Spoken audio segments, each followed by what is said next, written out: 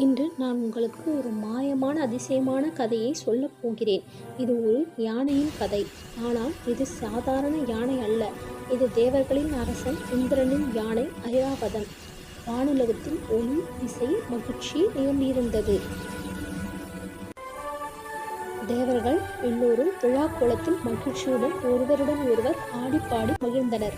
அந்த வானத்தின் நடுவில் வெண்மையான ஒளிரும் ஐராவதம் பறந்தது. அதன் 4 தந்தங்கள் தங்க ஒளியில் மின்னின. ஒவ்வொரு முறை அது வானத்தில் பறந்தபோது மேகங்கள் ஆடுவது போல் தோன்றியது. ஆனால் ஒரு நாள் ஒரு சிறிய தவறு நடந்தது. அந்த மாய வானத்தில் ஐராவதம் பறந்தபோது ஒரு தெய்வீக தீபம் மங்கிவிட்டது. அந்த ஒளி மங்கியதும் ஐராவதம் தன் பாதையிலிருந்து விலகி பூமியில் விழுந்தது.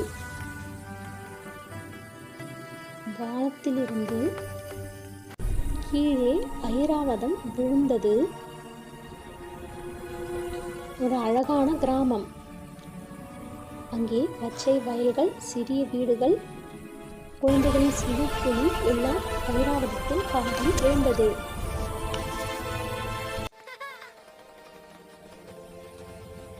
ஐராவதத்தின் மனதில் பயம் ஏற்பட்டது.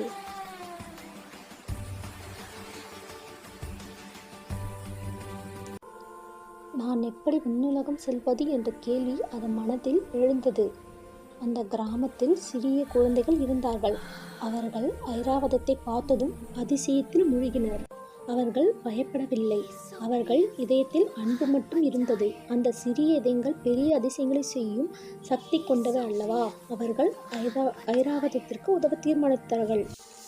அந்த மாய யானையை மீண்டும் வானத்தை அடைய உதவ வேண்டும் என்று முடிவு செய்தார்கள். அவர்கள் ஒன்றாக பயணம் செய்ய தொடங்கினர்.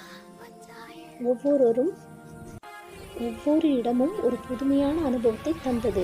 செல்லும் இடம் அனைத்தும் இருட்டாக இருந்ததால் அவர்கள் விளக்கேந்தி சென்றார்கள். விளக்கேந்தி சென்று சிறிது தூரம் பகல் வந்தது. அவர்களுக்கான பாதையும் புலப்பட்டது. வழியில் ஆற்றை கடந்து சென்றார்கள். அந்த ஆற்றை கடப்பதற்கு ஐராவதம் குழந்தைகளை தன் முதுகில் சுமந்து சென்றது. வழியில் குழந்தைகள் களைப்படைந்து விட்டனர். ஐராவதம் தன் தும்பிக்கையை அணைத்து குழந்தைகளை தூங்க வைத்தது.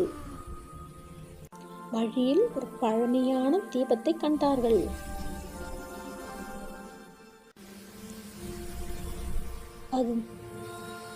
அது மங்கியிருந்தது.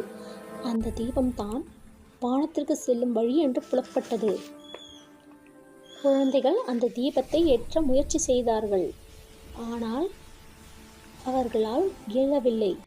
பின்பு ஒருமித்த மனதுடன் சேர்ந்து அந்த தீபத்தை ஏற்றினார்கள். ஐராவதம் மகிழ்ச்சியுடன் தலை உயர்த்தியது.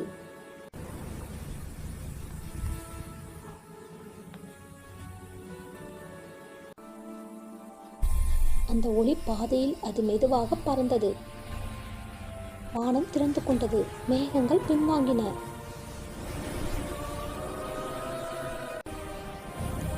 தேவர்கள் மேலே காத்திருந்தனர் மகிழ்ச்சியுடன். வானம் முழுவதும் ஒளி பரவியது. அந்த ஒளி நல்ல எண்ணத்தை குறிக்கிறது.